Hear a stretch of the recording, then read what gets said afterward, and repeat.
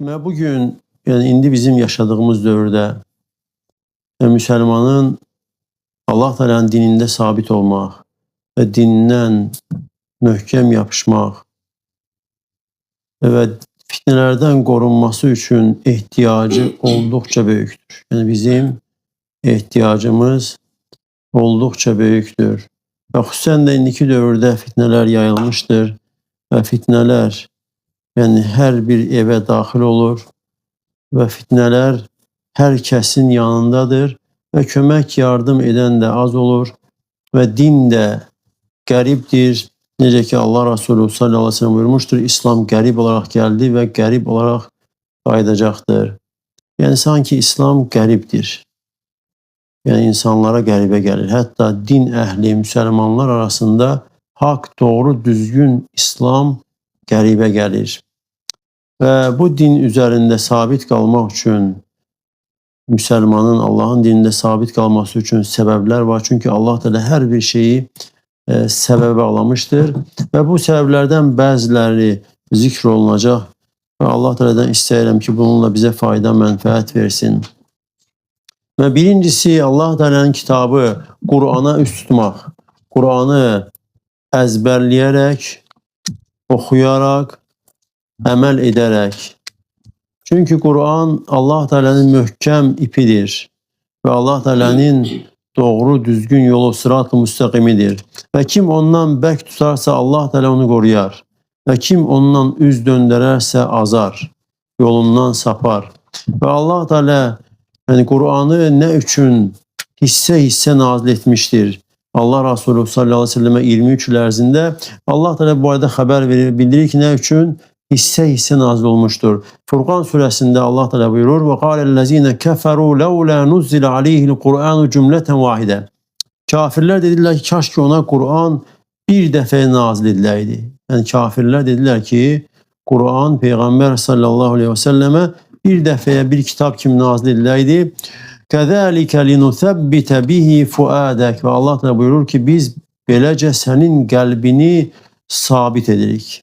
Yəni Qur'anın aram-aram, hissə-hissə nazil olması sabitliyi üçün səbəblərdəndir və müsəlman da Allahın kitabı ilə, Qur'anla məşğul olarsa hər gün bir hissə oxuyaraq, başa düşərək və oxuduğuna əməl etməyə çalışarsa, Allah Teala'nın izni ilə dində sabit qalar. Yox, əgər üz döndərərsə, Qur'anı tərk eləyərsə, yəni ancaq özünə zərər verir. İkincisi, iman və salih əməl. Allah Teala İbrahim surəsində buyurur: "Yuthabbitullahu-llezine amenu bil-qawli-thâbiti fil-hayâti-dunya fil-âxirə." Allah Teala iman gətirənləri dünya həyatında və axirətdə sabit bir sözlə sabit edir və zalimləri isə azdırır və Allah istədiyini edir. Və Allah Teala sabit sözlə, la ilahe illallah kəlməsi ilə iman gətirənləri həm dünyada və həmçinin axirətdə sabit edir, lakin zalimləri isə azdırır. Və Allah Teala'nın azdırması insanı köməksiz, yardımsız qoymasıdır ki, insan zülm etdiyi üçün, zalim olduğu üçün Allah Teala ona kömək və yardım etmir. Və zülmün də növləri çoxdur və ən böyüyü küfür, şirkdir. İnnə şirkə lə zulmun azim. Loğman oğluna deyir ki, həqiqətən şirk ən böyük zülmdür. Və başqa günahlar da, hər bir günahda zülmdən pay var. Məsələn, qeybət zülmdür, nəmmamlıq zülmdən pay var. Böhtan atmaq, yalan, insanlarla pis davranmaq, insanlara ticarətdə kələkbazlıq etmək və s. Təhqirami sözlər, hamısında zülmdən pay var. Və insanın zülmü nə qədərdirsə, insanın zülmünün miqdarına uyğun azması olur. Və heç kəs özünə arxain olmasın, etdiyi müəyyən bəzi yaxşı əməllərə arxain olmasın.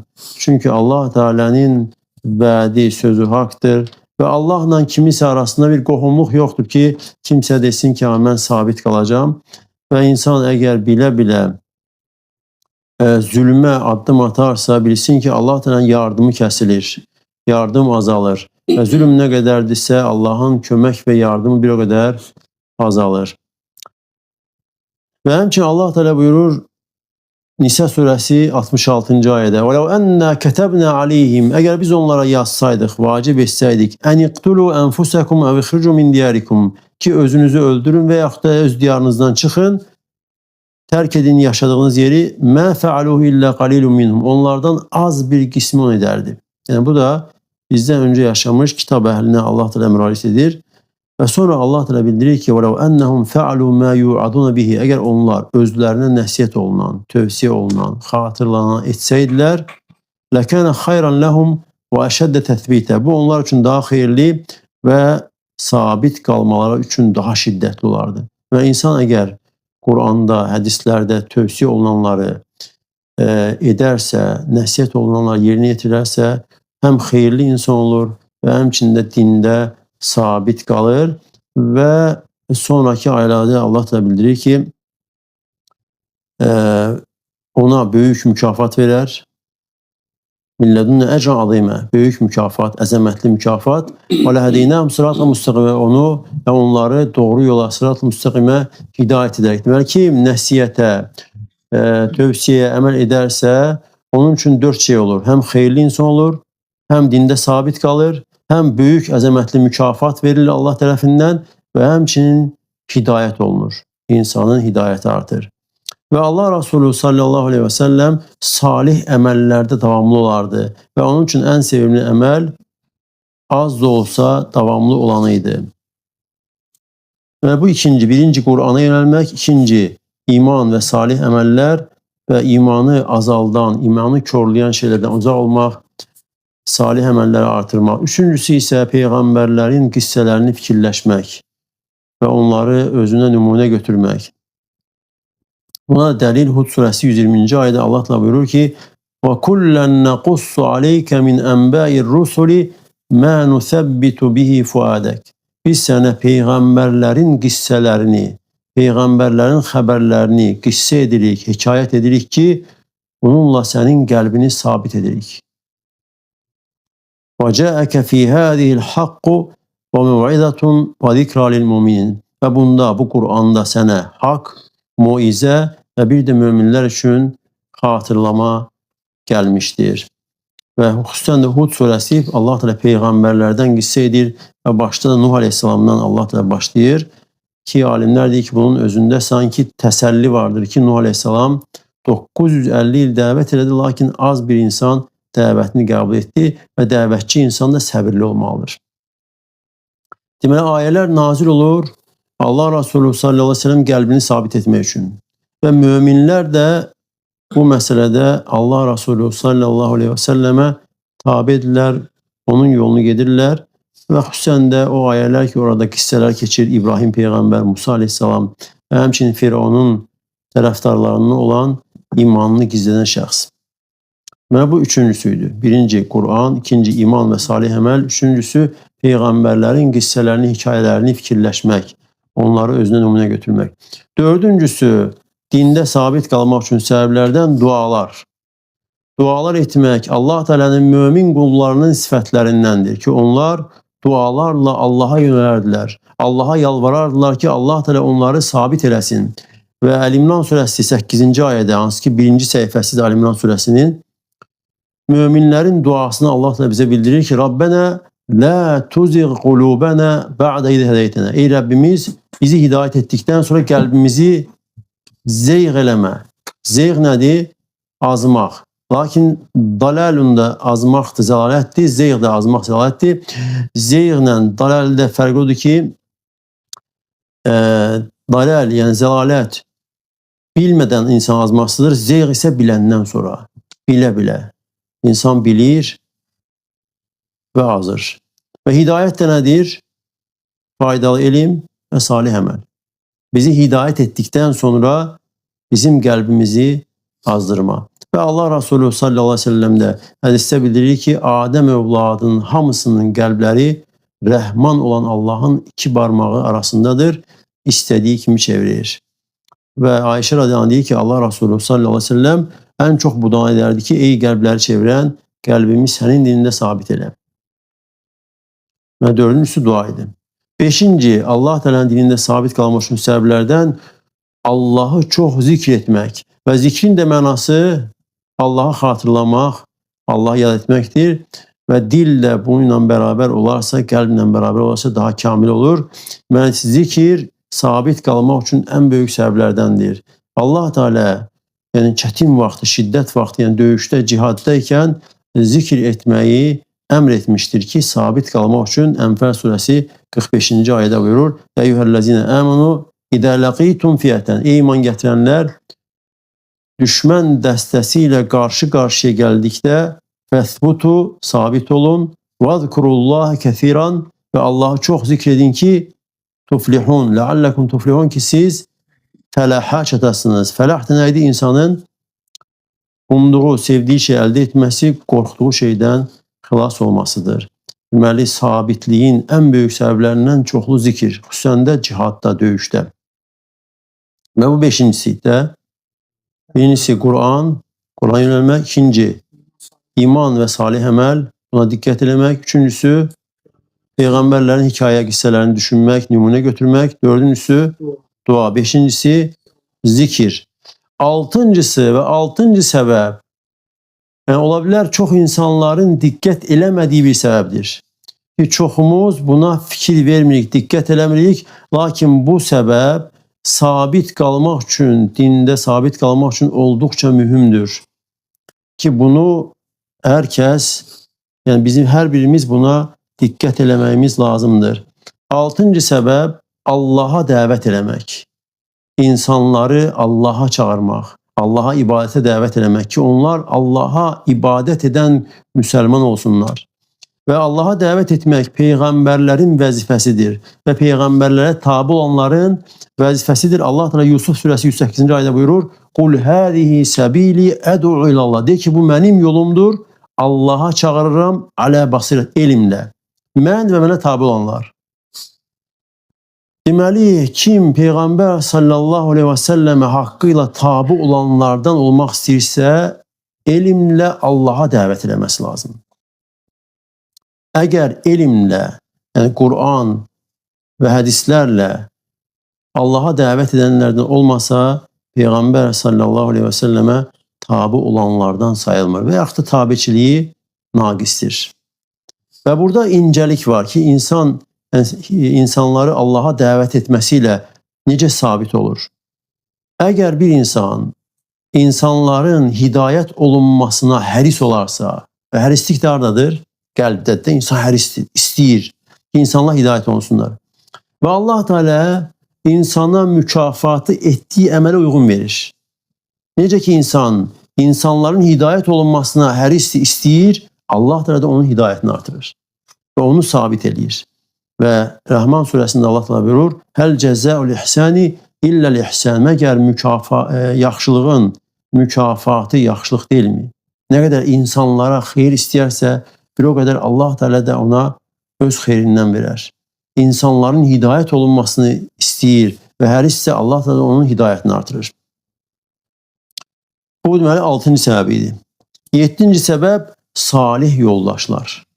Yaxşı yoldaşlar və xüsusən də alimlər, salih insanlar, dəvətçilər, möminlərlə yoldaşlıq etmək, onlarla durub oturmaq, bu özü insanın sabit olması üçün böyük səbəblərdəndir.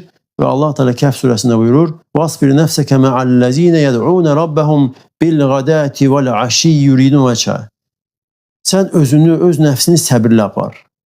O kəslərlə ki, onlar səhər axşam Allahın üzünü istəyərək, yəni Allah üçün Rəblərinə dua edirlər. "Və la ta'du aynaka anhum turidu zinətel hayatid dunya." Dünya həyatının zinətini istəyərək onlardan gözünü çevirmə. Və o kişi hansı ki, hədisdə gəlir 99 adamı öldürür və tövbə eləmək istəyəndə soruşur və onu bir rahibə yönəldirlər. O da gedir, rahibdir, abid insandır, lakin elmi yoxdur və soruşanda ki, tövbə eləmək istəyir, o da deyir ki, sənin tövbən yoxdur. Ki, yəni fikirləşir ki, bu adam 99 adamı öldürüb və o da onu da öldürür, qəzəblənir, öldürür və yüzü tamamlayır və yenə tövbə eləmək istəyir və onu yönəldirlər alimə və alim də deyir ki, səninlə tövbə arasında kim girə bilər ki? Lakin get filan yerə, orada insanlar var ki, Allah'a ibadət edirlər və sən də onlarla birlikdə Allah'a ibadət elə və öz torpağına qayıtma, çünki oranın əhli pis insanlar. Deməli, insanlar ətraf mühit, yoldaşlar insana təsir edir. Yaxşıdırsa yaxşı, pisdirsə pis. Və misal olaraq da İbn Qayyim rəhməhullah deyir ki, hansı ki öz müəllimi, öz şeyxi İbn Teymiyyə haqqında, hansı ki İbn Teymiyyə zindandaydı, yəni zindan, o dövrün zindanı və bunlar azadlıqdaydılar. Lakin deyir ki, bizə qorxu şiddətlənəndə, ki qorxu, yəni ətrafdakılar haqqında qorxu gəlir ki, belə eləyənlər filan və zənlər, pis zənlər bizdə çoxalanda və yer bizə dar gələndə gedirdik İbn Teymiyyə yana. O zindandadır, bunlar isə azadlıqdadılar. Və onu gördükdə, onun kəlamını eşitdikdə bizdə olan hər şey gedir. Və bizim qəlbimiz genişlənir. Bizə yəqinlik güclənir, rahatlıq gəlir. Və sonra deyir ki, Allahla görüşməmişdən əvvəl öz cənnətini, Allah Teala öz cənnətini bəzi qullarına göstərir. Allah Teala insanlar həyatdaykən ölməmiş cənnətini bəzi qullarına göstərir və bunu göstərən Allah Teala nöqsansızdır. Ki əməl diyarında cənnətin qapılarını onlar üçün açır və cənnətin iyindən, qoxusundan, havasından onlara gəlir və bu səbəb olur ki, onlardan onun bütün güc-qüvvəti çıxarır ki, yarışmaq üçün, cənnət tələb etmək üçün. Ki dünyada da yaşayır, lakin Allah Teala sanki insana cənnəti göstərir. Necə ki, Ənəs ibn Nadir, Ənəs ibn Məlikin əmisi idi də, Uhud döyüşündə döyüşə girişməmişdən əvvəl Uhud tərəfə baxır və and içir. Allaha and olsun, Uhud tərəfdən cənnətin iyini hiss edirəm. And içir ki, cənnətin iyini hiss edirəm. Və sonra o döyüşdə də şəhid olur. Deməli, bu 7-ci səbəb idi, dində sabit qalmaq üçün. Birinci, təkrarlayaq, təkrarlanan şey möhkəm olur. Birinci, Qur'ana yönəlmək, oxumaq, əzbərləməklə, başa düşməklə. İkinci, iman və salih əməl, buna dəyər vermək. Üçüncüsü, Peyğəmbərlərin hekayələri, qissələrini fikirləşmək, onları özünə nümunə götürmək. Dördüncüsü, çoxlu dualar etmək, yalvarışlar etmək ki, Allah Teala sabit eləsin. Və əgər bir insan duaya müvəffəq olubsa, deməli, müvəffəq edən Allah Teala deməli, duanı qəbul edir. Əgər Allah müvəffəq edibsə, qəbul etmək üçün müvəffəq edib Allah Teala. Ona görə Umar radiyallahu anh ki, mən duanın qəbul olmasının dərdini çəkmirəm, lakin dua etməyin, duaya müvəffəq olmağın dərdini çəkirəm. Ki, müvəffəq olan varmı? İnsan bəzən oturub fikirləşir ki, bir həftə, 10 gün, bir aydır dua eləmirəm. Heç əllərim qalxmayıbdır. Deməli, bu neçə idi? Dördüncü. Beşincisi, çoxlu zikr eləmək. Çoxlu zikr eləmək. Altıncısı, Allaha dəvət etmək, insanları Allaha dəvət etmək, buna həris olmaq. Yedincisi, salih yoldaşlar. Və sonra gəlir 8-incisi, 3 dənə qalıb. Səbirli olun. Mən 8-incisi, Allah Teala'nın kömək və yardımının gəlməsinə inanmaq, güvənmək. Buna yəqin olmaq. Və bilmək ki, gələcək İslamındır. Yəni, zəfər İslamındır. Və bu da Peyğəmbər sallallahu aleyhi ve sellem yoludur ki, səhabələrinə sabitlik verərdi. Halbuki İslamın ilk dövrlərində onlara əzab, əziyyət verilirdi. Kafirlər tərəfindən, Məkkə müşriklər tərəfindən. Lakin Allah Resulü sallallahu aleyhi ve sellem onlara sabitlik verirdi. Onları Allah Teala'nın yardımı və köməyi ilə müjdəliyirdi. Necə ki, Xabbab ibn Arat Allah Resulü sallallahu aleyhi ve sellemə gəlir şikayət eləyir ki, əzab, əziyyət gördükləri üçün və istəyir ki, dua eləsin Peyğəmbər sallallahu aleyhi ve sellem və Allah Resulü sallallahu aleyhi ve sellem deyir ki, vallahi Allaha and olsun ki, Allah Teala bu işi tamamlayacaqdır. Hətta minikdə gedən insan Sana'a şəhərindən Hadramavut'a gedəcək, Allahdan başqa heç kəsdən qorxmayacaq və bir də qoyunlarına görə canavardan. Lakin siz tələsirsiniz. Lakin insan kəm hövsələ, tələskəndir, istəyir tez olsun. Və Allah Resulü sallallahu aleyhi ve sellem xəbər verir ki, Allah Teala bu işi mütləq tamamlayacaqdır. Allah Teala'nın tamamlamasını vəd etdiyi işin heç kəs qarşısını ala bilməz. Və 8-incisi Allah Teala'nın yardım və köməyinə güvənmək, inanmaq, yəqin olmaq. 9-uncusu səbir. Və səbir Allah Teala'nın dində sabit qalması üçün ən böyük səbəblərdəndir. Allah Teala buyurur Bəqara surəsində: "Ya eyyuhellezine amenu ista'inu bis-sabri was-salah." İman gətirənlər səbir və namazla Allahdan yardım, kömək istəyin. İnnallaha ma'as-sabirin. Həqiqətən Allah səbr edənlərlə bərabərdir. Əgər Allah Teala səbr edən insanla bərabərdirsə, Allah Teala bir insanla bərabər olarsa, o insan üçün heç nədən qorxu yoxdur. Və Səhih Buxari və Müslimdə gələn hədisdə Əbu Səid Əl-Xudri deyir ki, Allah Resulü sallallahu aleyhi ve sellem buyurmuşdur: "Mən yətasabbar yusabbirhullah." Kim səbirli olmağa çalışarsa, Allah Teala onu səbirli edər. Və sonra buyurur Allah Resulü sallallahu aleyhi ve sellem: "Mə utiyə əhədun ata'an xayran və la awsa' min as-sabr." Heç kəsə səbirdən daha xeyirli və daha geniş əta, bəxşiş verilməmişdir. Yəni insan biz bilməliyik ki, bizə nə də verilsə, dünyavi nə olur olsun, İstər vəzifə olsun, hər hansı bir məkan, mövqe və yaxud da ərazi, torpaq sahəsi, yəni dünyada nə olur olsun, bilməliyik ki, insana verilən ən geniş, ən xeyirli şey səbirdir. Və başqa rəvayətdə isə, başqa hədisdə Allah Resulü sallallahu aleyhi ve sellem buyurur ki, sizin qarşınızda səbir günləri vardır. Və o günlərdə dinindən bərk tutan insana sizdən 50 kişinin savabı vardır. Dedilər ki, Resulullah bizdən, yoxsa onlardan? Dedi ki, yox, sizdən 50 kişinin. Və 9-uncusu səbir.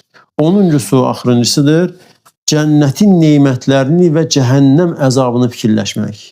Ölümü fikirləş. Ey müsəlman, sən fikirləş ki, bir gün öləcəksən və bir gün tək qalacaqsan, tək tənha. Heç kim, heç nə yanında olmayacaq. Yalnız etdiyin əməllər. Allah Teala buyurur Əl-İmran surəsində: "Vasari'u ila mağfiratin min rabbikum və cennə." Rəbbinizdən məğfirətə və cənnətə tələsin. O cənnət ki, onun eni göylər və yer qədərdir. Müttəqilər üçün hazırlanmışdır. Və həmçinin yenə Allah Teala Əl-İmran surəsində buyurur: "Kullu nefsin zaiqatul maut." Hər canlı, hər kəs ölümü dadacaqdır. Ölümün dadı var. Ölümün dadını hər kəs dadmalıdır. Və innəmə tuvaffavna ucurakum yevmel qiyamə. Və sizin mükafatlarınız tam şəkildə qiyamət günü veriləcək. Alimlər deyir ki, burada Allah da buyurur tuvaffavna. Tuvaffavna yəni tam şəkildə verilməyə deyilir. Deməli, insana mükafat ola bilər, dünyada da verilir. Lakin tam şəkildə verilməsi qiyamət günü olacaqdır. Həmən zuhsəninlər və uxuləl cənnə. Kim cəhənnəmdən uzaqlaşdırılıb cənnətə daxil edilərsə artıq nicat tapmışdır və dünya həyatı da aldadıcı zövqdən başqa bir şey deyildir. Əgər bunu fikirləşərsə müsəlman, ölümdən sonraki həyat, cənnət neymətləri və cəhənnəm əzabı, onda müsibətlər insana asanlaşır. Müsibətlər insana yüngül gəlir və xüsusən də Allah Resulü sallallahu aleyhi ve sellem hədisini fikirləşəndə ki, Allah Resulü sallallahu aleyhi ve sellem buyurur ki, yəni dünyada müsibət görən insanlara verilən mükafatı, afiyət əhli, yəni müsibət gəlməyənlər, qiyamət günü gördükdə və qiyamət günü olanda afiyət əhli, müsibətə düşənlərə verilən mükafatı gördükdə arzulayacaqlar ki, kaş ki dünyadayken bizim ətlərimiz qayçılarla, dəmir qayçılarla doğranaydı ki, o mükafatı gördükdə. Və insan bunları fikirləşərsə, dünyaya qarşı zahid olur, dünya sevgisi qəlbində olmur və dünyadan qəlbi aralanır, özü bədənlə dünyada yaşasa da, lakin qəlb aralanır və axirət diyarına tərəf gedir, axirətə tərəf meyl edir və uca dərəcələrə. Və Allah Resulü sallallahu aleyhi ve sellem də sahabələrinə cənnəti xatırladardı və cəhənnəmdən çəkindirərdi və səbirli olmağı tövsiyə edərdi. Necə ki, Yasir, Ammar və bir də ki, anası onlara yəni əziyyət veriləndə Məkkə müşrikləri tərəfindən Allah Resulü sallallahu aleyhi ve sellem keçir oradan və deyir ki, sabran ya əli Yasir, ey Yasir ailəsi səbr edin, həqiqətən sizə vəd olunan yer cənnətdir və Allah Teala'dan istəyirəm ki, bizi öz dinində sabit eləsin və Allah Teala bizi eşitib yaxşısına tabulanlardan etsin. Allah sizə də bərəkət versin. Subhanəkə Allahumma və həmdik. Əşhədə ən la ilahə illə əntə əstəğfiruka və etûbü ileyk.